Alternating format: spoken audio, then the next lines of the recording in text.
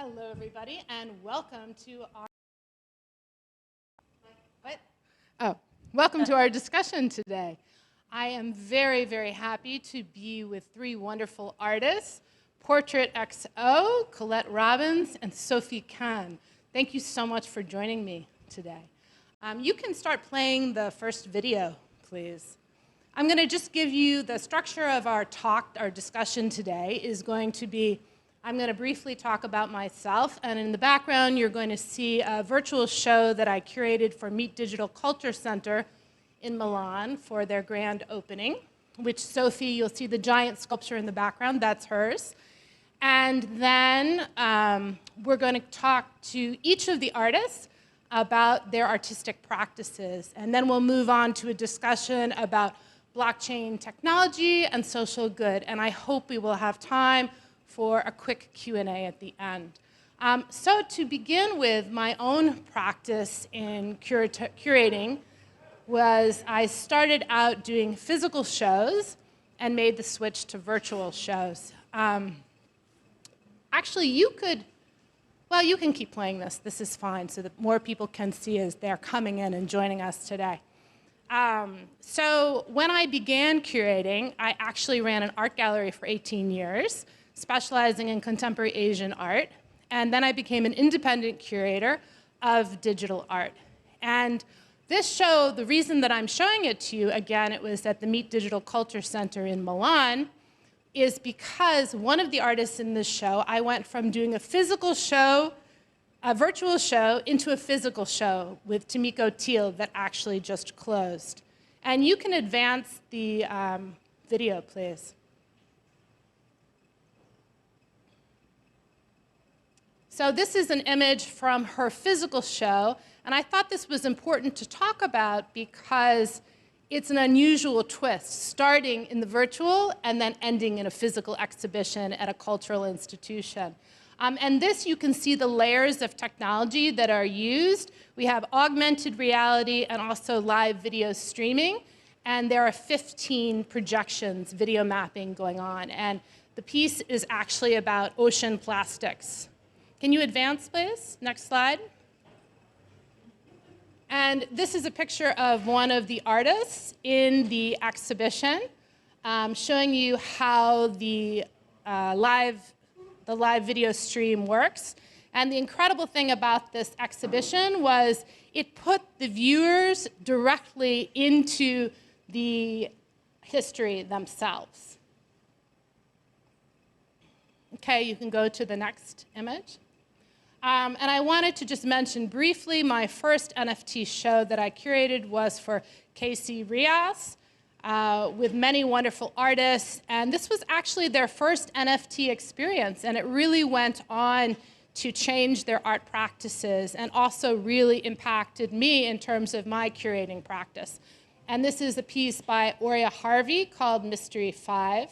And the show was focusing on sculpture. And this is important to know about when we talk to Sophie and Colette.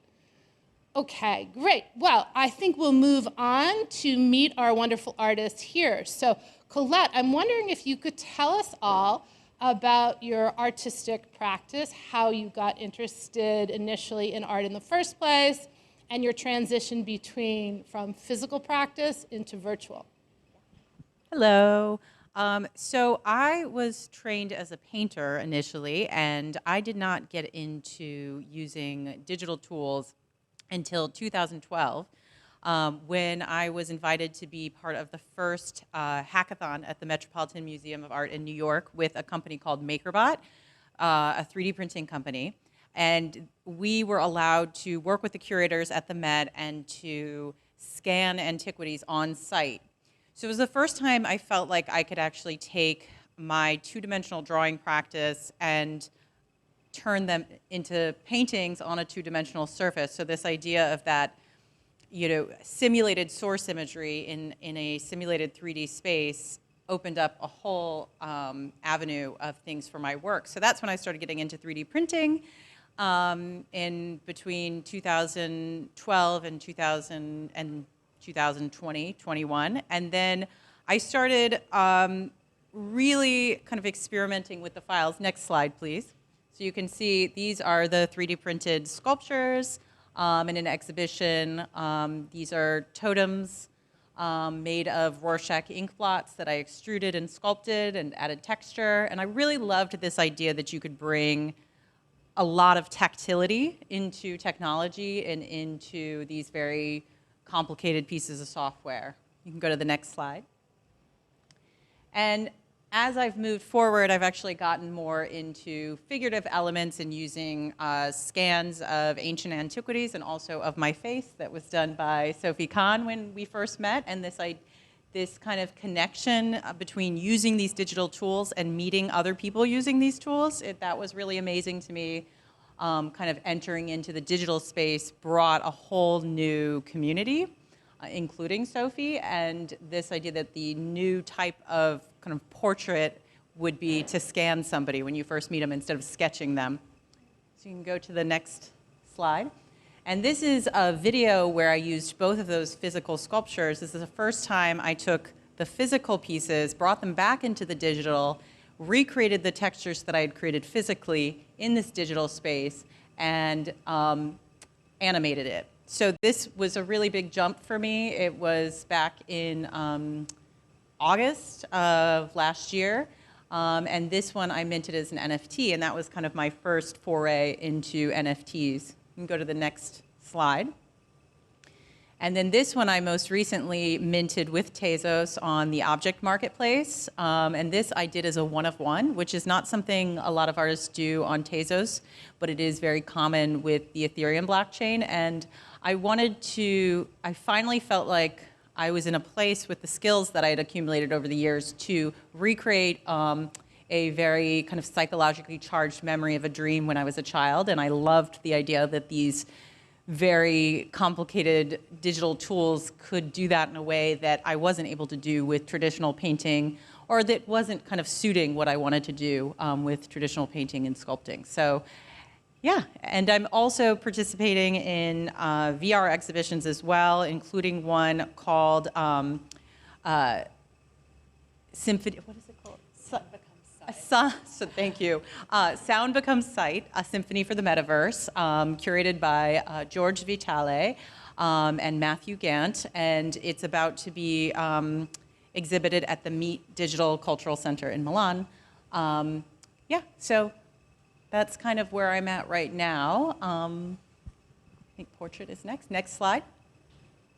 Oh, Sophie. Oh, it's me. Sophie. Yeah. Let's hear for the from reminder. you, please. We would love to hear about your own practice, how you got started, and again, how you made the switch from physical to virtual. Yeah. Next slide, please. Hi. So I'm Sophie Khan. I'm a digital artist and sculptor, and I'm not really sure which order to ever put those two terms, but just both. I've actually been working with technology since 2003, but I always made stuff that went in a gallery space. And it wasn't until I lost my studio during COVID and I felt that I kind of lost my audience, the ability to show people what I was working on and engage with viewers, that I transitioned to making virtual work. And actually Julie was one of the first curators to kind of bring me into that world with the synthetic corporeality show. I then did a VR solo exhibition. Next slide, please.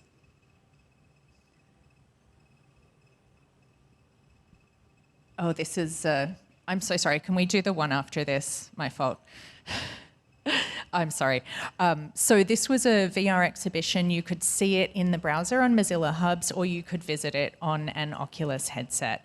And I had actually had a solo show that was supposed to open in March 2020 at SVA that got cancelled. Then the second restart of that show got cancelled because my poor curator had COVID and the work itself was quarantined. And so I was kind of really, really sad for a while, and then shifted. And another artist, Claudia Hart, persuaded me to put this exhibition on in Mozilla Hubs, which was really a kind of a revelation for me, because all of a sudden I had an imaginary $5 million budget and I could make a museum space that was absolutely massive and that sort of defied the laws of physics. You could float around my sculptures, you could fly through them, and it was a completely different interaction with the work than anybody had ever had before as a gallery viewer, seeing a static object in a museum that they sort of couldn't touch or get close to. So then I created an NFT for the show that Julie mentioned, the In the Bardo show.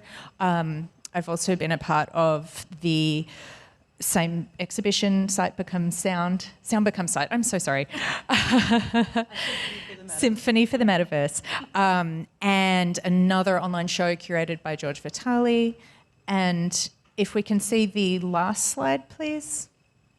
A lot of my new work is actually focusing on portraiture. So I create 3D scanned portraits, and on my link tree, you can see these in augmented reality and kind of have them in your own space. So yeah, on Twitter, it's just at Sophie Khan, and then people can kind of experience those. And that's been really exciting for me as a sculptor, to have people be able to pull up my digital work and really have a physical interaction with it, you know, walk around it, see it, interact with it on the phone, and it's really liberating, because you no longer need like $100,000 to make that work in marble and crate it and customs and insure it and all of that.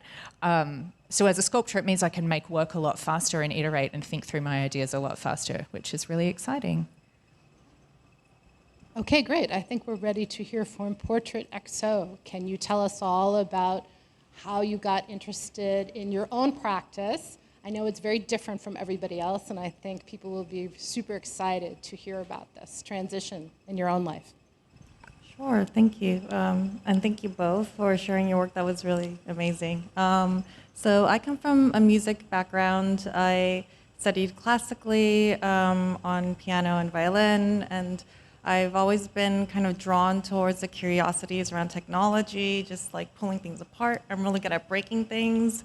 And I got obsessed with electronic music production, and so I just got way more interested in just like nerding and geeking out on everything from gear to fast forward to working with AI. And I started going to a lot of these kind of like music hackathon events where I got to meet technologists who were at that interesting intersection of musicality and the tech side of things, and it gave birth to a lot of these really interesting ways that I never thought was possible, from building instruments to now we can do things like use different AI models to create different kinds of visuals and sounds. If you could play the first video, please.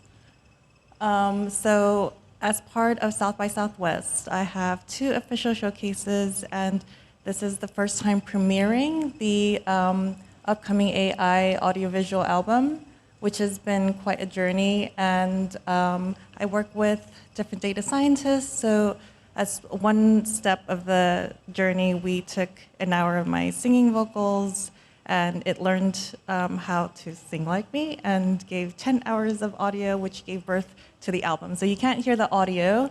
And then the second phase of the album involved collaborating with pollinations.ai for the visual side. Oh, I forgot to mention, DataBots are the duo of data scientists and musicians I collaborated with for the music side.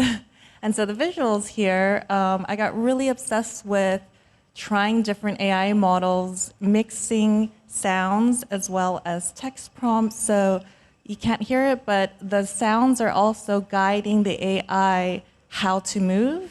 And so these are kind of like some experiments that I've been really loving. Move to the next video. And as part of Blockchain Creative Labs, that's also official partner of South by, there are 10 unique NFTs that people can purchase, and they're like AI AV samples. They're just really short clips, and people who purchase them, I will later on airdrop everyone an image to the album that they can listen to, and they can check out some lyric art that I've created. And the entire album will be releasing in 4 phases. So South by Southwest is phase 1. And next video, please. And we can move on to the last one. These are just little glimpses. The very last experiment that I've fallen in love with is during my artist residency at BBA Gallery in Berlin. I invited people to be captured moving. This is actually me in this space.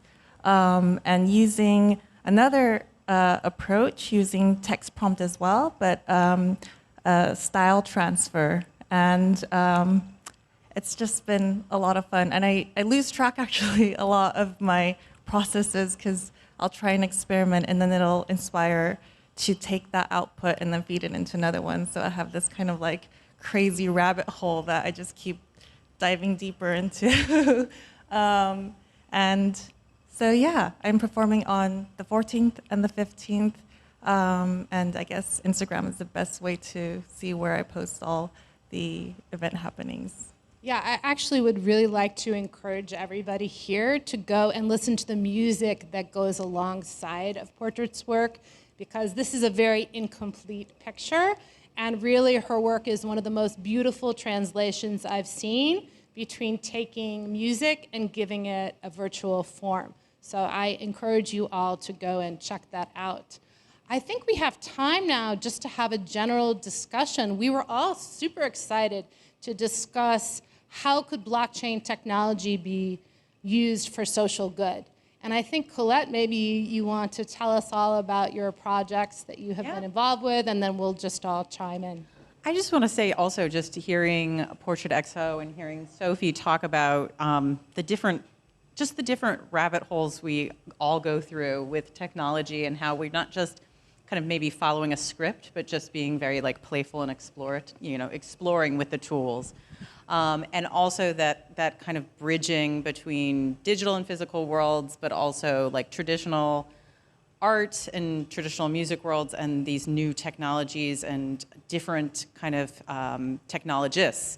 But in terms of what blockchain technology can do for good, I think personally, one of the best things that I've noticed, at least experiencing it in the Tezos community, is the ability to kind of gather and raise funds for different charitable organizations is really amazing. I am part of a collective called Organic Material, which is an artist-based collective that has primarily been minting on Tezos.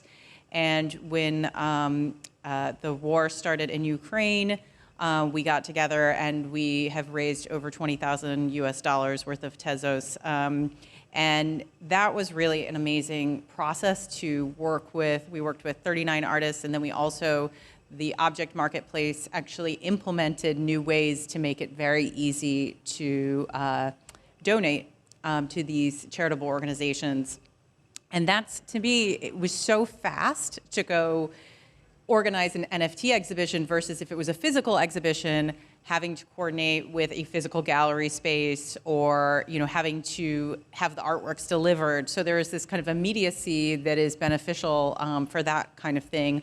I also just think the immediacy of the deadlines of NFTs very different than a traditional gallery exhibition. As an artist, to be able to kind of constantly be excited about producing work and putting it out there in a faster output is very inspiring to my own work, and it's allowed me to push sides of my practice that the context of the traditional art market, I wasn't pushing it as much for various reasons. So I think those are all the positives that I've encountered, specifically connected with the Tezos blockchain. So I think that's been really exciting. Sophie, and Portrait, do you have things to add? Oh, yeah. I mean, I also contributed a piece to that fundraiser, and I was not involved in the higher level organizing. I saw that was a real labor of love from all of you. But yeah, just to ditto what Colette said, the speed of it was incredible. Like we had a Twitter space, and within an hour, they're like, we've raised, 3,000 Tez. It was, right. Yeah. So that was really exciting. Yeah. Go ahead. Yeah. I was just going to say, I think when it comes for like talking about activism and social good related to crypto and NFTs is really fascinating, because I feel like last year was like quite chaotic. It's still a bit chaotic now, but I think now we're seeing more of like people are really understanding like the potential and putting it into practice, and with the things happening in Ukraine and just seeing the movement like Ukraine DAO raising just like funds in a heartbeat, like millions, you know, when you have war happening, and if we were to rely on our political discourse that is happening, you know, things don't get moved around so quickly like this, and people are in desperate need of help and support. And so I don't fully understand like how it's possible that people are able to take like crypto and convert it so quickly to use, but I read stories about it all the time, and I think that's really uplifting to see that, you know, it offers this opportunity in the immediacy that you mentioned. That direct conduit between the artist and these charitable donations and like organizations is something that I feel like I've never had that. There's always been kind of 10 layers in between to get there. And yeah, they've built it so that you can just insert a wallet address that is connected with the charities that's been vetted, and you can do the research, and it's all transparent. And so I think that's one of the things that's so amazing. And the charity event that I started with my collective called Organic Material is called Art for Ukraine, and it's still going on. And I know it's made well over $20,000 just with what we did, but we also created community guidelines so others who wanted to do the same thing as we did could follow certain steps and release works using the same process. So it wasn't just, you know, we were able to keep it open. So I think there's an openness about, for me, my experience with working with NFTs is that kind of openness and possibility, whereas there's a lot of logistics that go with if you're putting together physical exhibitions.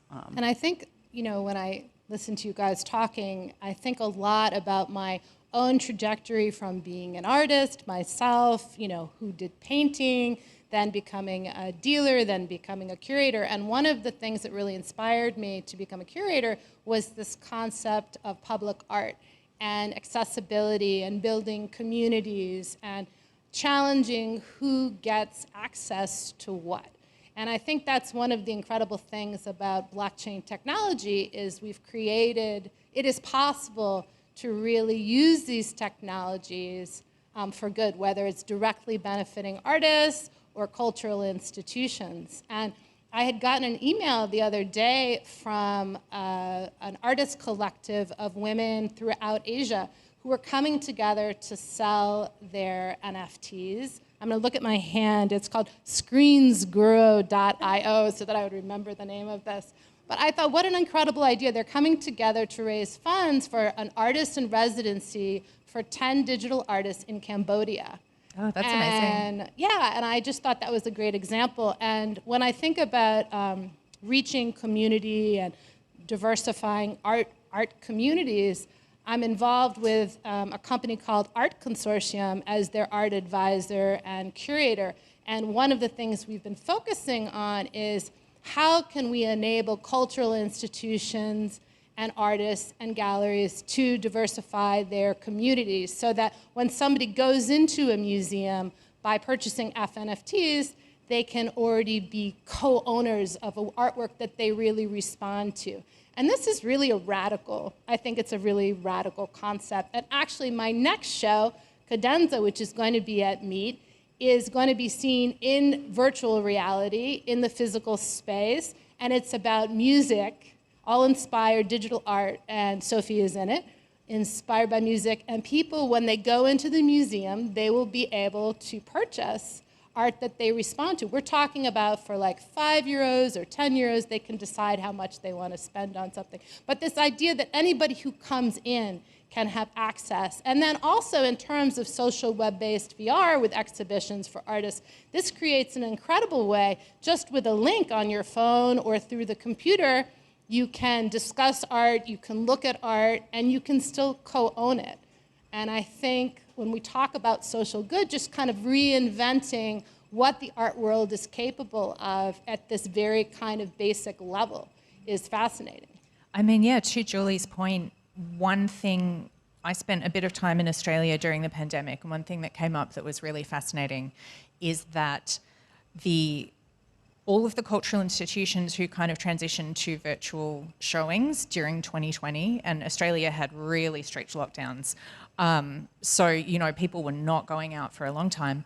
they all reported being inundated with feedback from people with disabilities, from elderly people, from people in remote areas, because Australia is a very, very big country and a lot of people do not live in these, city centres, who were so excited that they were able to engage with the programming of a lot of these institutions. They said they never had before. And so there was a real focus on the government of like, actually, how can we retain this? How can we continue to keep this engagement? And my own experience, actually, this is something I sort of forgot to mention, of transitioning to digital work in the first place from working as a photographer, was that I had a period of chronic illness and disability in my early 20s. And I used to be like going out every night with my big camera, my tripod and my gear and schlepping all around the streets. And then all of a sudden I got sick and I couldn't do it. Like I couldn't even carry my gear. And so I started learning 3D modeling because I wanted to do virtual photography. It was something that I could physically do. And it was a way for me to kind of continue my photographic practice. So I think like talking about accessibility in virtual exhibitions is a really important part of that conversation too. I just wanted to add too that I think just the accessibility to art history too, with the resources now available because of 3D modeling, with open source scans of antiquities and ancient works of art. For me, like that was also a big draw, because I could feel like I could touch and manipulate pieces of art in a way that I couldn't when I go into a museum. So it was like another connection or interaction with art and art history that I think is really unique to this time. And then, but even taking things further, as software becomes more and more accessible to people, and people, especially with the pandemic, it changed. I don't know, it kind of shifted the hierarchy of what people found acceptable for viewing art. And that was something that, even in the traditional gallery world, it was very rare that you would have a Zoom studio visit. Like it would be an in-person, even if you're mainly using digital tools. And I feel like the pandemic and the advent of blockchain technology and artists minting NFTs has expanded that and kind of disrupted that and created this opening. And Sophie and I actually ended up starting a YouTube channel called File Exchange because of that, because we felt like there was a complete void in these more in-depth studio visits with artists using digital tools. And also just, there weren't a lot of in-depth interviews with artists talking about how those tools apply to their practices, both philosophically and technically, and then also just sharing tips the way you do in a studio visit. I remember like when I was a traditional painter and I go to somebody's studio, oh, how did you do that particular technique? Or sharing my own techniques. So there was something, so we started that YouTube channel for that reason, and that's something that I think it was kind of the perfect time, because people were more comfortable with consuming those things in the traditional art world and beyond. And I also think that just NFTs in general has connected more people globally and in a way that wasn't happening as much. And Portrait, I feel like, when you think about community building and diversifying our audiences, of course, there's this huge crossover to music. And I'm curious if you want to talk a little bit about what that's meant for you, what happened when you did your first NFT and. I feel like a baby in this like whole NFT world, just like making it up as I go along and trying to take all the learnings, learning how different marketplaces behave differently, people on different currencies behave differently, like Ethereum artists are different to Tezos-based artists. And contextualizing like what does all of this mean to me as an artist, like there's different file size requirements, like understanding the possibilities and limitations of everything, and then the cultural shifting. For me, with like the music side of things, it's so crazy still to think that like I had my first music NFT sell out, which was 12 pieces on an NFT marketplace called 12 by 12. And they sold them for 40 euros, and it sold out over a day and a half. And it's just mind-blowing to me, because you compare that to, say, like how much artists get paid through Spotify streams, which is like 0.000, I don't remember anymore. And I still find myself thinking, like, how did this happen? And like, how, when, this flow of just like all of a sudden there is support for this. And also specifically in like the AI art community, that's also super fascinating. DataBots do generative audiovisual AI things quite a lot, and they recently sold like 1,000 AI audiovisual NFTs, which sold out in 3 minutes. And not to just like focus all on like the financial side of stuff, but it's just the behavior that I find really fascinating. Like I'm still just baffled, that that this is happening.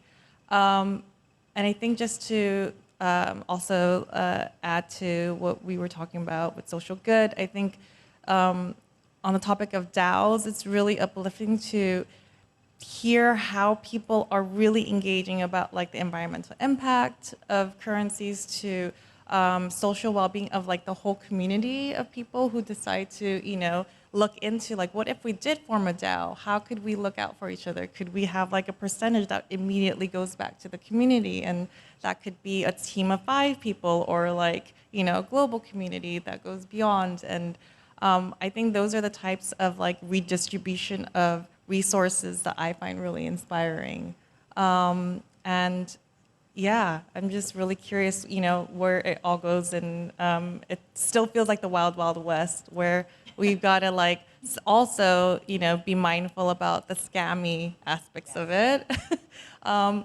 I've been really overwhelmed by just like influx of information. There's always new currencies and all this kind of stuff. But I think overall, just the amount of support, like everyone I know, every artist who are minting things, are exploring DAOs, so knowledgeable and like resourceful. So everybody's just very much into sharing, like, this is what I learned.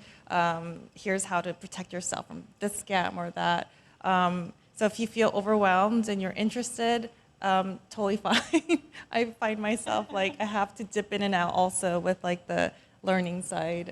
And I think for, we're talking about new communities, that also extends to artists in general that want to make really serious works using, blockchain technology as a medium, or for our show, for example, actually going back and using NFTs, thinking of them as a medium. But we have the opportunity, I think, as curators and artists to really, have people purchase full artworks as opposed to, just a poster image, and have this be a really thoughtful process.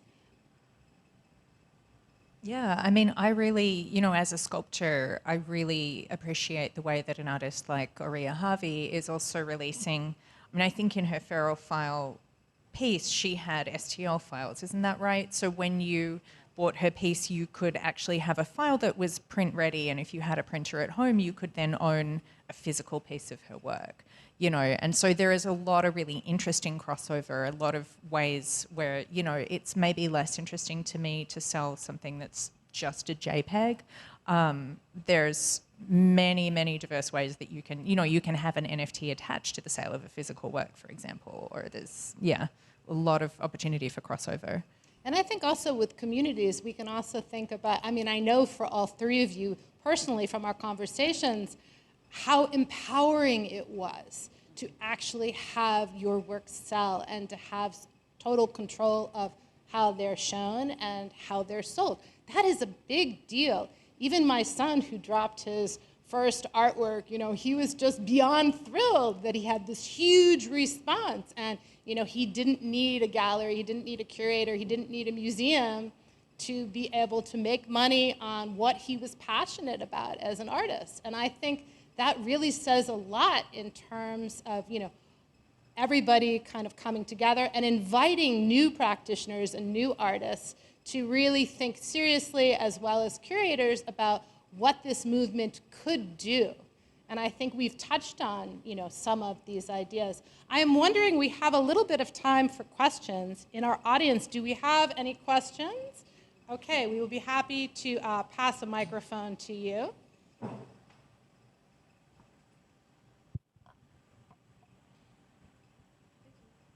Hello, everyone. Thank you for your presentation. It looks awesome.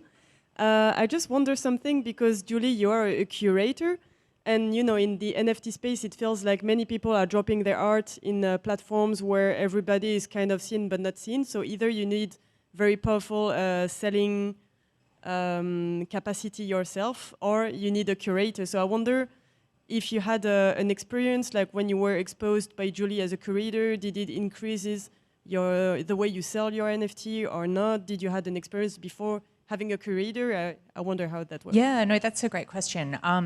So yeah, the Feral Fowl show was a curated platform, but I will also say that there are many, many curated platforms out there where even sort of for the best of efforts, things don't sell, which is challenging as an artist. I think that the experience that Colette and I just had with Object was really fascinating because that is not curated. I mean, you know, it's curated by the artist. I'm sorry, I don't mean to, and I can definitely talk about just in general, if you don't have a curator, kind of the way to go about it too is that personally, what really helped me was working with a collective. So we all support each other's work. It's similar, it's kind of related to DAOs, but we're not like sharing the monetary resources, but we are sharing the marketing resources.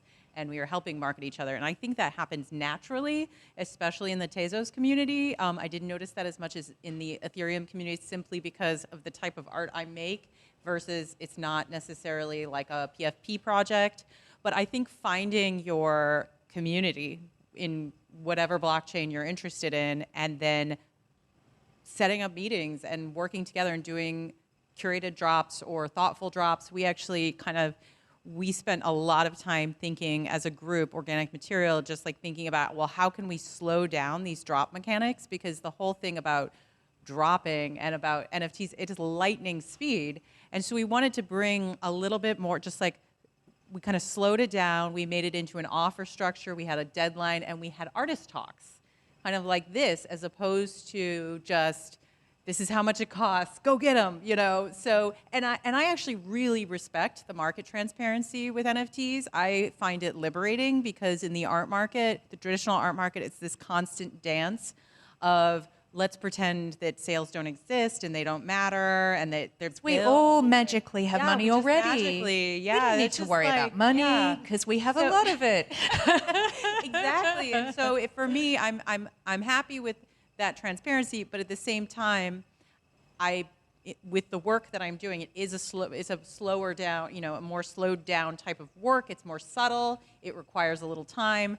So kind of creating that context for oneself is something that I think artists need to think about, and maybe pair up with curators, or maybe pair up, you know. But I think they can do it with other artists too. I think there's like a number of ways to do it, and you know, I'm somebody who has curated in the traditional art world as well, and I think there's so many ways to go about it. But yeah, the marketing part, you don't just make an NFT and it sells, like or maybe you do. I mean, I'm not sure if that experience happened for you, but for me, it was like a lot of like collector outrage. Yeah, a lot of collector outrage. And I will just add to that too, that a lot of that happened on Twitter Spaces in particular. There's a little bit on Discord, but many more Twitter conversations. And that too, in terms of accessibility, was so fun for me because like I have 2 kids and mostly at 6 p.m. I'm not out at art parties in New York City. Like I live in New York, but at 6 p.m. I'm like cooking hot dogs and doing the dishes, you know.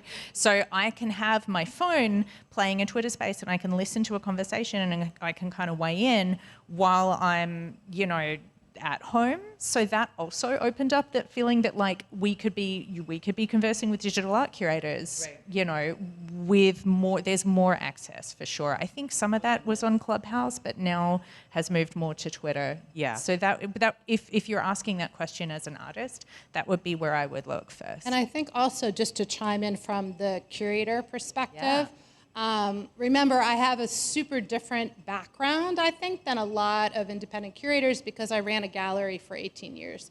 So I felt like when I was working and collaborating with artists on virtual exhibitions or physical exhibitions, since I have this kind of overview of the art world and how it works, I was able to really help guide or coach. I'd listen to the artists about what they want to do, and then I would think about, okay, how can we package this together so that you will sell it well? And I think a good example is Sophie, when we were talking about your work for Feral File. We were back and forth, as I was back and forth with all the artists. And just to mention also, because our panel is supposed to be about physical, this transition and translation from physical space to virtual space, is, for example, when I was working with Tomiko Thiel and /P on the exhibition at Meet, that exhibition came about because of a virtual exhibition. And I was very cognizant of the fact that, gee, why couldn't we take this show and do something physically? And then, Sophie, to go back to synthetic corporeal reality, also at Meet, you had this giant sculpture. And I was thinking, Sophie, it's my dream for you. Let's do this giant sculptural model, and people can fly up to the top of it and fly down through it and have this whole new experience of sculpture. And I hope one day in reality, you'll be able to make a giant sculpture. And I think, so I feel that the roles of curators can be super helpful in terms of marketing and publicizing events, and also kind of strategizing and know, okay, you're at this stage of your career, how can you be positioned to do something else with NFTs and virtual exhibitions? So I still feel like there's a very strong case Absolutely. for, especially for having somebody, curators involved. Yeah, and especially somebody like you who has an understanding of these tools and has experience curating things in digital spaces and virtual spaces, so you're able to kind of guide and connect the artists in a way, and that is incredibly helpful for artists and everybody, because it gives a context to the work. Curators get a lot of unfair treatment, I think, in these sort of NFT conversations. I think that there's so many people are completely negative about any type of art world authority, about gatekeepers, and I don't accept that. I feel like we argument can at all. learn from everybody. Yeah. And we definitely can, and sharing the resources and including each other is more exciting than... And people who've been engaging with digital art for a long time, people like Julie and kind of curators, other digital art curators who are out there, I think some of that work tends to be discounted. Right. Portrait, was your 12 by 12 experience, was that curated? Did somebody, so there was a person that chose your works and then helped market? That's how it worked. Yeah, it was just one track. I could have done more, but I just wanted my first experiment to be with one song. And I would say that also, reinvigorating my Twitter, I'm slowly, reviving it. And I've also asked other artists questions and some helpful advice or feedback on the way I was doing things. And people are just so helpful. But these are definitely the spaces like Discord, Twitter.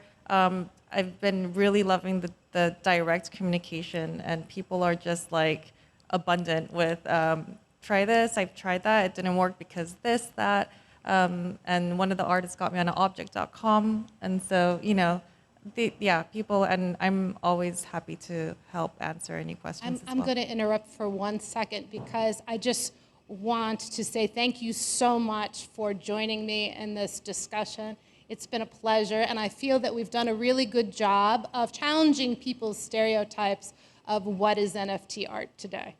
Thank you, guys. Thank you so much.